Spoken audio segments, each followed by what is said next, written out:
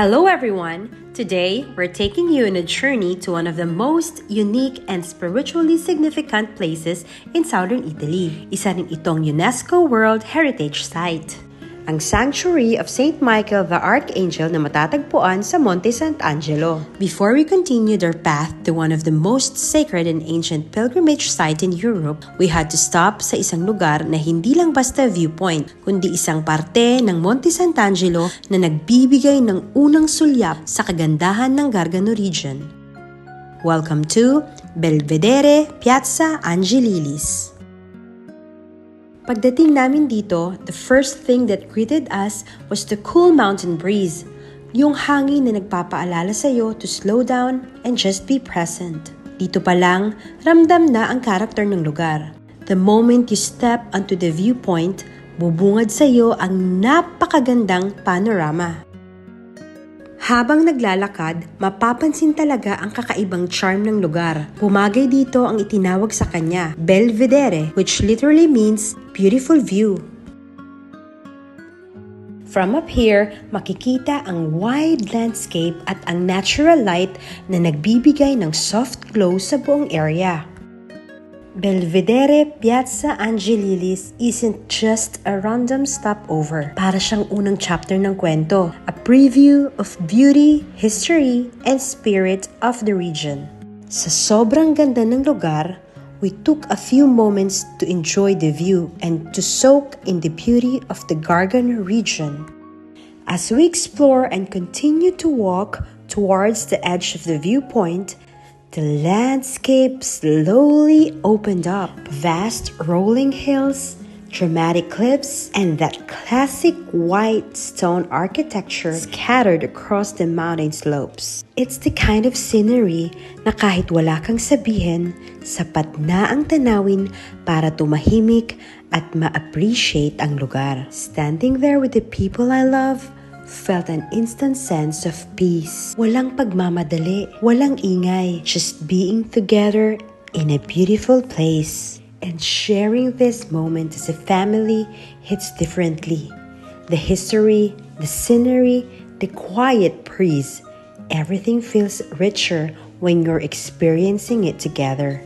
Places like this remind us that the best memories aren't rushed. They're made in moments just like this. Leaving Belvedere Piazza Angelilis behind, we made our way to the sanctuary. As we approached the sacred place, bubungad kaagad ang octagonal bell tower na nagsisilbing gabay ng mga deboto. At sa bawat hakbang papasok, the presence grows more striking. The massive stone walls rising against the sky, the centuries-old facade telling stories of devotion, art, and history. The moment we entered the sanctuary grounds, the atmosphere shifted. Mas naging solemn ang energy, mas naging misteryoso. Yung ancient walls, medieval archers, the worn-out steps, lahat may kwento, lahat may pinagdaanan. And for over 1,500 years, millions of pilgrims have walked through the same path we were about to take. Napakatahimik ng lugar. Wala kang ingay na maririnig, kundi ang mga hakbang ng mga tao sa paligid mo at ang mahihinang panalangin ibinubulong ng mga deboto. Habang dahan-dahan tayong bumababa sa stone stairs ng St. Michael's Cave, mapapansin ka agad ang texture ng mga bato sa altar at sa buong paligid. Rough, layered, centuries old. Nakakamangha ang mga natural rock formations. Parang bawat bato may kwento. Bawat rock layer ay nagtatago ng libong taon ng kasaysayan. Parang buhay mismo ang lugar. Humihinga kasama ang mga pilgrims na dumaan na dito daang libong taon na ang nakakalipas. There's an ongoing mass when we reach the grotto. At kahit malayo kami sa altar, ramdam na ramdam ang kabanalan sa buong paligid. Ito rin yung lugar kung saan sinasabing unang nag-aparisyon si St. Michael noong 490 AD. At ayon sa kasaysayan, ito ang tanging santuaryo sa mundo na hindi consecrated ng tao. But by Saint Michael the Archangel himself sa pamamagitan ng kanyang mga aparisyon. Ang St. Michael's Cave ay itinuturing bilang isang umbilicus mundi o parang puso ng mundo dahil sa kanyang espiritual na kahulugan sa pagitan ng lupa at langit, ng material at ng banal. Napaka-overwhelming ng peace and reflection. Hindi lang ito basta historical site o natural wonder. Ito ay isang sacred space kung saan nararamdaman mo ang koneksyon ng tao, kalikasan at ng Diyos Ama.